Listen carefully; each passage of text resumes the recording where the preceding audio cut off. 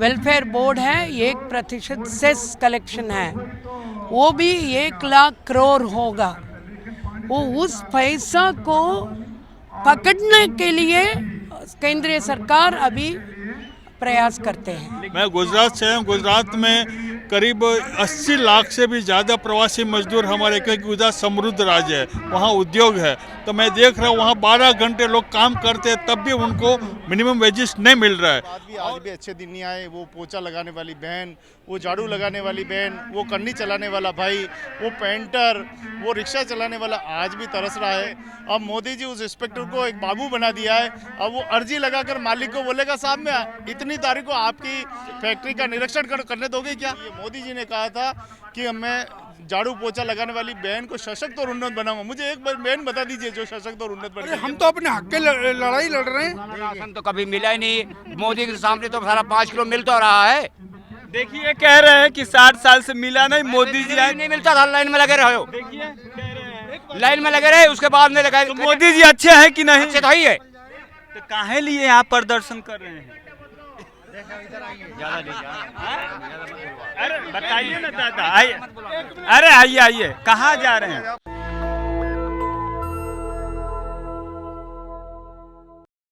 नमस्कार, मैं श्रवण कुमार, आप देख रहे हैं नेशनल दस्तक और मैं दिल्ली में हूं और दिल्ली का ये जंतर मंतर है। आप देख सकते हैं यहाँ पे किस तरह से जो मजदूर संघ है यहाँ पे आंदोलन लगातार कर रहा है। मैं उन्हीं लोगों से जानने की कोशिश करूंगा इन लोगों की क्या मांग है कि देश में लगातार आप देखेंगे जहाँ भी किसान मजदूर चाहे जवान, कहीं बेरोजगारी के लेकर आंदोलन हो रहा है तो कहीं मजदूर आंदोलन कर रहे हैं, कहीं किसान आंदोलन कर रहे हैं। एक दौर था जब इस देश में लोग कहते थे कि जय जवान जय किसान, और आज क्या स्थिति हो गई है। लोग कहते हैं कि किसान और मजदूर एक सिक्के के पहलू होते हैं, लेकिन लगातार आप देखेंगे तो धरातल पे कहीं ना कहीं जो मजदूर है उसका आर्थिक सामाजिक राजनीतिक स्तर पे लगातार शोषण हो रहा है। हमारे साथ इस धरना में मैडम हैं, सर हैं, तमाम लोग हैं। मैं इन्हीं से जानने की कोशिश करूंगा। मैम, आप आज जंतर मंतर पे धरना प्रदर्शन कर रही हैं, आपकी आखिर मांग क्या है? हमारा सबसे बढ़िया मुद्दा ये है कि केंद्रीय सरकार का लेबर कोड्स बनाया, 4 लेबर कोड्स, कोई कंसल्टेशन नहीं था। वो ट्राइपार्टाइट कंसल्टेशन होना था वो रूल पर, वो नहीं किया और अपने आप एक 4 कोड्स लाया और 40 से ऊपर कानूनों को रद्द किया। ये प्रॉब्लम कैसे हमारा मजदूर, असंगठित मजदूर अभी देश में 90% है। वो सभी मजदूर में वो 90% वो असंगठित मजदूर हैं और वो हमारा देश का उत्पादन में वो 65% वो उनका क्रिएशन है, उनका योगदान है। फिर भी हमारा केंद्रीय सरकार 1 ही रुपया भी उनके लिए अलॉट नहीं किया। फिर वो उनका कोड लाने में एक ही सिंगल बोर्ड सभी असंगठित मजदूरों के लिए लाया और उसी बोर्ड में पैसा भी नहीं है। कैसे क्या दे सकते हैं? किसी को दे सकते हैं, कुछ नहीं है। लेकिन फिर कंस्ट्रक्शन वर्कर्स के लिए हम 10 साल 85 से लड़कर जस्टिस कृष्णा का नेतृत्व में और हमारा लड़ाई के बाद वो कानून मिला 96 में, और वो भी पूरा देश में अमल करने के लिए हम सुप्रीम कोर्ट में केस डाला और उसके बाद हम पूरा देश में वेलफेयर बोर्ड है, 1% सेस कलेक्शन है, वो भी 1 लाख करोड़ होगा।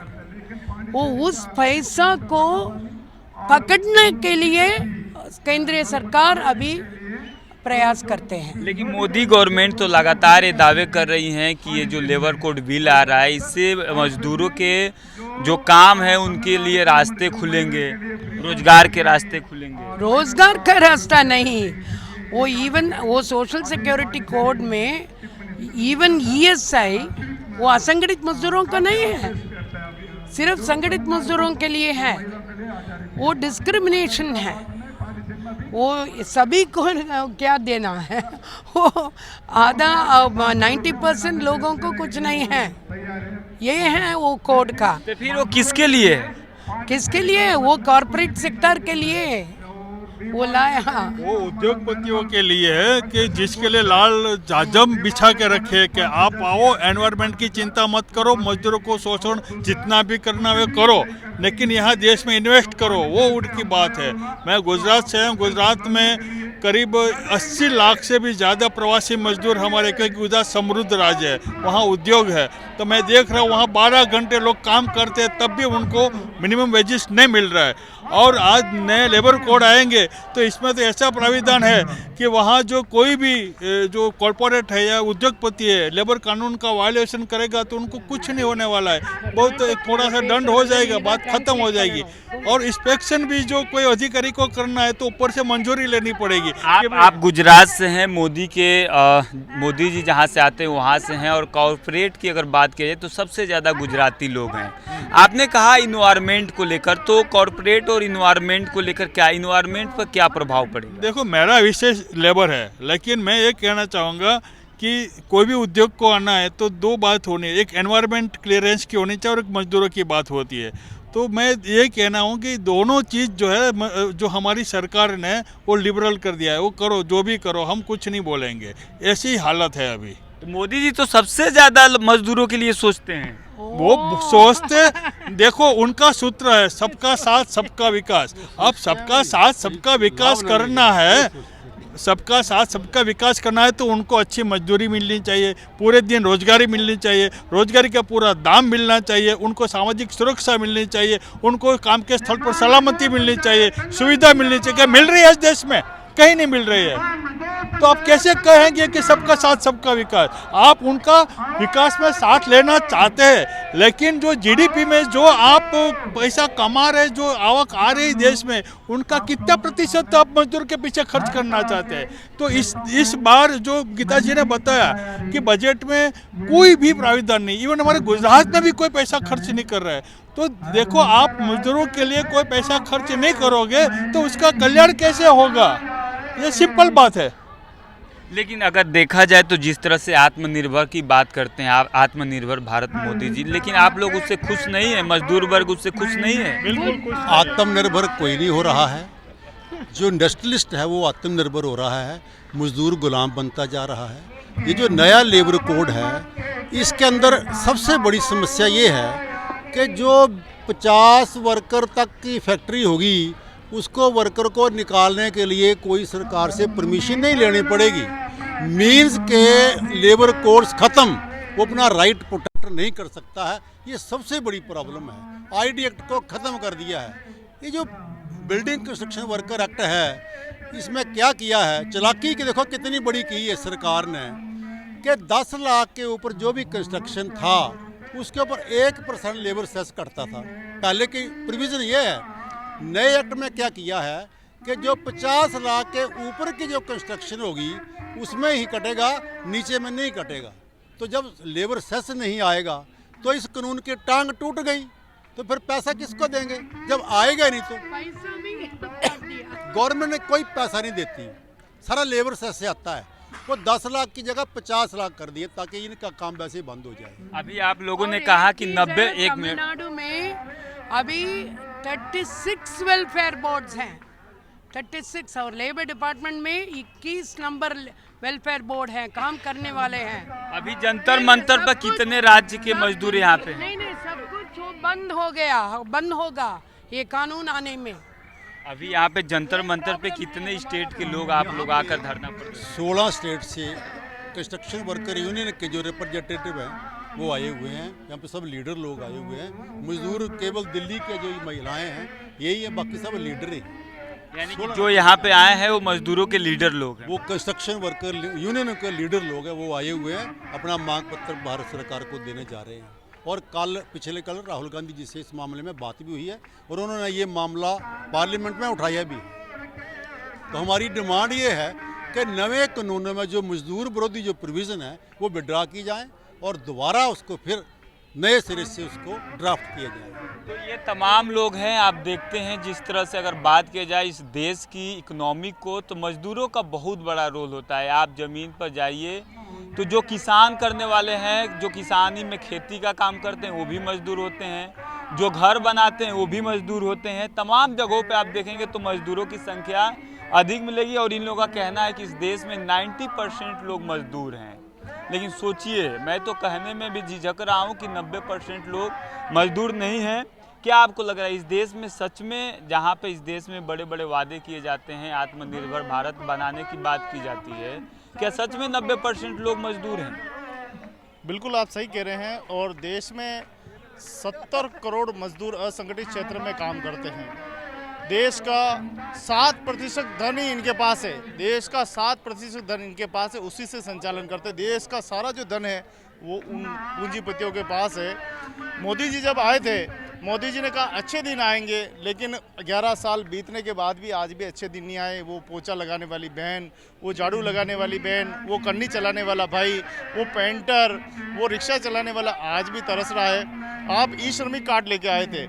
ई श्रम, आपको शर्म आनी चाहिए कि उस ई श्रम कार्ड के अंदर सिर्फ मरने पर पैसा मिलता है, जिंदा रहने के लिए कोई पैसा नहीं है। आप ऐसी नीतियां लेके आ रहे हैं कि आपने कहा था जब कोविड में कि मजदूर को सशक्त और उन्नत बनाऊंगा, उस दिन ही मजदूर को मार डाला आपने। मजदूर, आज महंगाई देखिए आप, इतनी बल्कि एक मजदूर 2 वक्त की रोटी नहीं खा सकता। आपके जिनकी वजह से आप चुन के आते हो, उनके दयालु की दया रखते हुए आपने उनके ऊपर कोई ऐसा भी स्कीम मोदी जी ने लाया था जो जीते जी मिल सके? जीते जी तो अभी तो कोई स्कीम नहीं आया। मारने वाली सारी स्कीम है, मरने पर सब मिलेगी। LIC कहती थी ना कि मरने में ज़्यादा फायदा है, तो मोदी जी भी कहते हैं मरने में बहुत ज़्यादा फायदा है। इस तरीके की योजना लेके आए हैं। और दुर्भाग्य हमारे मजदूरों का है कि 11 साल बाद भी मोदी जी से अपेक्षाएं कर रहे हैं। कोई भी ऐसा कानून उन्होंने नहीं लाया कि जो जीते जी मिल सके। जैसे हवाई चप्पल पहनने वाला व्यक्ति हवाई जहाज में घूमेगा, 15 लाख रुपए खाते में जाएंगे, 2 करोड़ रोजगार। एक बहुत ही अच्छा कानून मोदी जी लेके आए हैं कि इंस्पेक्टर, जो पहले लेबर इंस्पेक्टर था, उससे सब डरते थे, भाग जाते थे। कंस्ट्रक्शन से लोग भाग जाते थे, ठेकेदार भाग जाता था, दुकानदार भाग जाते थे। अब मोदी जी उस इंस्पेक्टर को एक बाबू बना दिया है। अब वो अर्जी लगाकर मालिक को बोलेगा साहब मैं इतनी तारीख को आपकी फैक्ट्री का निरीक्षण करने दोगे क्या? यानी एक इंस्पेक्टर को भी आपने एक तरह से आपने बाबू बना दिया है। अब ये देश किस दिशा में जा रहा है?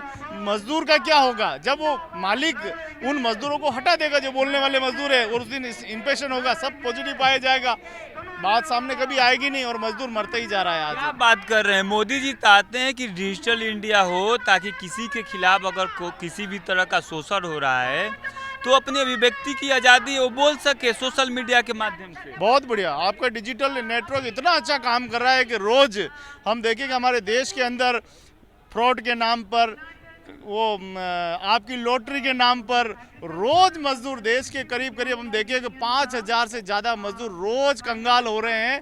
ये आपका डिजिटल इंडिया है। बहुत बहुत धन्यवाद। आप नहीं होते तो उनको, वो बेचारे धनी कैसे होते? आपने डिजिटल वालों को सबको धनी बना दिया। अगर इस कानून पर नियंत्रण नहीं किया गया तो आने वाले समय में हमारे मजदूर और पिछड़ेंगे। मोदी जी तीसरे टर्म में प्रधानमंत्री बन गए हैं, लेकिन आप एक भी उनकी काम को नहीं बता पा रहे हैं। मोदी जी की उपलब्धियां इतनी है कि हम मुंह से क्या तारीफ करें। हमारा मजदूर तो आजकल तारीफ करेंगे मुंह से नहीं। हमारा मजदूर हवाई जहाजों में घूम रहा है, हवाई जहाज आप बता रहे थे चप्पल पहनकर हवाई जहाज में घूम रहा है। हमारा मजदूर बेचारा BMW में घूम रहा है। आज भी मजदूर 70 करोड़ देश के मजदूरों को कुछ भी नहीं मिला है। मोदी जी की तरफ से ठेंगा ठेंगा ठेंगा मिला है। यहाँ तक कि मूलभूत सुविधाएं भी जो है आज दिन तक कॉलोनी में आप जाके देखो, झुग्गी झोपड़े में वो की वो बनी हुई है। मोदी जी ने कहा था कि मैं झाड़ू पोछा लगाने वाली बहन को सशक्त और उन्नत बनाऊंगा। मुझे एक बार बहन बता दीजिए जो सशक्त और उन्नत बन गई। चलिए मोदी जी की उपलब्धि को मैं बताता हूँ। 80 करोड़ लोगों को वो राशन देते हैं। मेन स्ट्रीम मीडिया पे चलता है कि चाइना थर थर कांप रहा है। तो राशन देने से अगर सब माहौल अगर ठीक होता हो तो मुझे लग रहा है मोदी जी को 100 करोड़ को राशन दे देना चाहिए। क्या कटोरा लेने से कोई सशक्त उन्नत हुआ है क्या? मांगने से कोई सशक्त और उन्नत हुआ है क्या? खाद्य सुरक्षा कानून एक ऐसा कानून है जिसमें साफ लिखा गया है कि ये आपको एक अवधि तक दिया जाएगा, 1 साल 2 साल 3 साल 5 साल 10 साल दिया जाएगा, उसके बाद आप। लेकिन दुर्भाग्य एक, मैं अपने राजस्थान की बात करूं, राजस्थान में 4 करोड़ लोगों के कटोरा हाथ में था, आज 7 करोड़ हो गया। गरीबी और बढ़ गई कम होने की जगह। आप लोग मजदूर हैं, किसान हैं, आप लोग की बात को जो उठाने वाली मेन स्ट्रीम मीडिया है वो लगातार दिखाती है कि विश्व में डंका बज रहा है, चीन थर थर कांप रहा है, हमारी इकोनॉमी 5 ट्रिलियन हो गई है। मैं एक छोटी सी बात बताऊंगा, राम मंदिर आपने देखा ना अभी बना है, राम मंदिर बनाने में आपको पता है कितने मजदूर काम करते हैं? उसके अंदर पत्थरों की खुदाई करने वाले मजदूर भी तो उपलब्धि है ना मोदी जी। हाँ, बहुत बड़ी उपलब्धि है ना, बहुत बड़ी।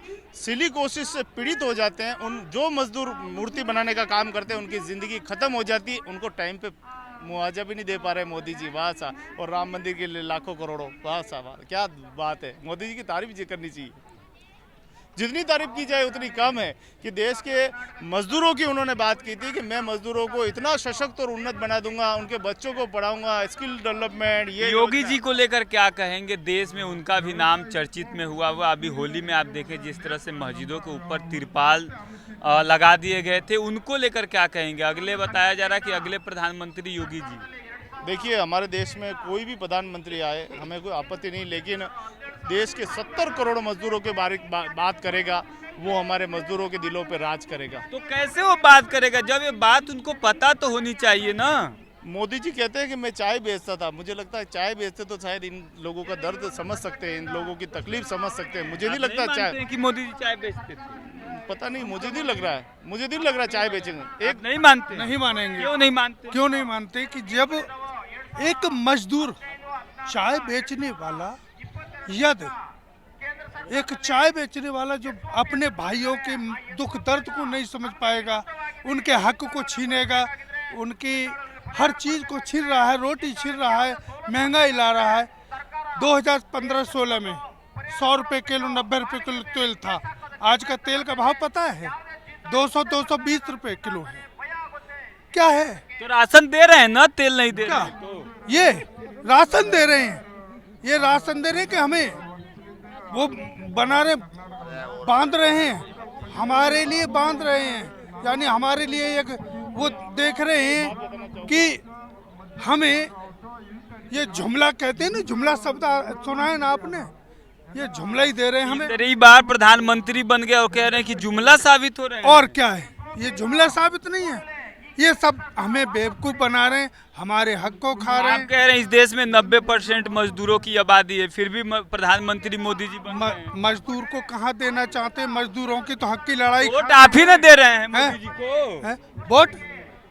वोट तो ये जुमलेबाजी ले रही है ना, जो जुमला देते हैं वोट दे देते हैं। हम जुमले में आने वाले नहीं है, मजदूरों के हक को जुमले में आने वाले नहीं है, लेकिन तीसरी बार प्रधानमंत्री बना ही दिए हैं। ऐसा है कि जब तीसरी बार बेईमानी से बन जाओ, है ना, वोटों बेईमानी से बन रहे हैं। बिल्कुल बेईमानी से बनते हैं। कहाँ बेईमानी करते हैं? क्या मशीनें खूब दिखा रही हैं, है? एक की जगह 2-2 वोट पड़ रहे हैं। आप देखे मेन स्ट्रीम मीडिया पे जो कहती है, कभी कही है वो ईवीएम से? हमने मीडिया पे देखा है, जब ही तो बोल रहे हैं। मीडिया कौन सी मीडिया पे देखे हैं कि ईवीएम गड़बड़ है? आज तक पे भी देखा है हमने, वो कहती है कि वो ईवीएम गड़बड़ है। खूब एटीएम दिखा रहे हैं, खुलासा दिखा रहे क्या हैं, कहते हैं? यूट्यूब पे दिखा रहे हैं कि एक के साथ एक वोट यानी बीजेपी को जाएगा तो एक वोट दूसरी पार्टी को जाएगा। खूब देखा होगा आपने। मोदी जी ने इस देश का नाम रोशन किया है, विश्व में डंका बज रहा है। क्या रोशन किया है? मजदूरों को रोटी पानी और जो निवाला है ना वो छीन लिया है। आप मोदी जी के घोर विरोधक हैं। हम क्यों हैं विरोधक? कौन कहता हम विरोधक हैं? अरे हम तो अपने हक के लड़ाई लड़ रहे हैं। राशन तो कभी मिला ही नहीं, मोदी के सामने तो सारा 5 किलो मिल तो रहा है। देखिए कह रहे हैं कि 60 साल से मिला नहीं, मोदी जी आए नहीं मिलता था, लाइन में लगे रहे हो। देखिए कह रहे हैं लाइन में लगे रहे, उसके बाद में लगा। तो मोदी जी अच्छे हैं कि नहीं? अच्छे तो ही है। तो काहे लिए यहाँ प्रदर्शन कर रहे हैं? अरे बताइए ना दादा, आइए। अरे आइए आइए, कहाँ जा रहे हैं? तो ये कि तमाम लोग हैं। एक बात बताइए कि मोदी जी कितना राशन दे रहे हैं एक बंदे को, बताइए आप। तो आप ही के झुंड के हैं ना वो। चलिए 5 किलो राशन दे रहे हैं एक महीना में, 5 किलो राशन से क्या घर चलेगा? साग सब्जी कहाँ से कह तो रहे हैं कि 70 सालों में जब कुछ भी नहीं मिला, मोदी जी के आने से राशन तो मिल रहा है। 70 सालों में मजदूरी तो थी, इन्होंने तो मजदूरी भी छीन ली है। अभी इन्होंने तो सारी मजदूरी छीन ली महाराज, मजदूरों को बेघर कर दिया। जंतर मंतर पे प्रदर्शन करें, आखिर मांग क्या है आप लोग? जो हम तमिलनाडु से है वो, जो मेरा नाम विक्रमादित्यन, जो अनऑर्गेनाइजेशन वर्कर फेडरेशन का ट्रेजर, जो तमिलनाडु गवर्नमेंट ने अलग अलग दो बोर्ड दिया रखा हुआ, जो वैरायटी ट्रेड के लिए, जो बिल्डिंग बनाने वालों को, टाइलर को, ऑटो वालों को और सफाई वालों और घरेलू काम करने वाला, ऐसा 36 वेलफेयर बोर्ड ने अलग अलग वेलफेयर बोर्ड दिया हुआ। वो उस वेलफेयर बोर्ड से जो पेंशन और एजुकेशन का सपोर्टिंग, मैरिज सपोर्टिंग, ये सब मिलता है वहाँ से। जो अभी मोदी सरकार ने नया कानून, जो पुराना कानून का हटा के अभी नया कानून बन रहे हो, जो 44 लेबर कानून को निकाल के हटा के अभी 4 कोड लगा हुआ। दिल्ली में आप लोगों को फ्री सिलेंडर मिला था कि मेरा तो खैर वो उज्ज्वला योजना वाला सिलेंडर नहीं है, तो इसलिए मेरे को कंफर्म नहीं है कि मिला कि नहीं मिला। दूसरा सब्सिडी नहीं आती, दूसरा महिला दिवस पे जो बोला था कि 2500 रुपये आएंगे, वो हमारे घर में महिला है, उनका 2500 रुपया भी नहीं आया। हम ये नहीं कि बीजेपी का विरोध कर रहे हैं, हमारे माननीय प्रधानमंत्री जी का अपमान कर रहे हैं, ऐसा नहीं है, पर जो सच्चाई है वो बता रहा हूँ मैं, क्योंकि अध्यक्ष के नाते एक बात कर रहा हूँ मैं जनरल। ठीक है, तो आप अपने हक अधिकार की मांग करेंगे तो क्या उसमें बुराई है, क्या विरोध करना है? हमें सबसे पहले, आप डर रहे हैं इसलिए आप ये बात कहते हैं? नहीं, मैं डर नहीं रहा, मैं जो सच्चाई की बात है वो बता रहा हूँ, जो चीज़ है वो है। मैं कह रहा हूँ कि सबसे पहले शिक्षा पर ज़्यादा ध्यान देना चाहिए। हमारे आज ये निर्माण संगम महापंचायत का जो प्रोटेस्ट चल रहा है, इसको है ना सिर्फ है जो पहले शिक्षा पे बात होनी चाहिए। हमारे मजदूर भाई जब शिक्षा, मोदी जी शिक्षा को लेकर क्या क्या करें? डिजिटल इंडिया बना दिए, तमाम स्कूल कॉलेज यूनिवर्सिटी की बात कर और थोड़ा बढ़ाएं आगे। तो ये तमाम मजदूर लोग हैं जो यहाँ पे दिल्ली के जंतर मंतर पे प्रदर्शन कर रहे हैं। इनका साफ साफ मांग है कि शिक्षा के क्षेत्र में भी इस गवर्नमेंट को काम करना चाहिए।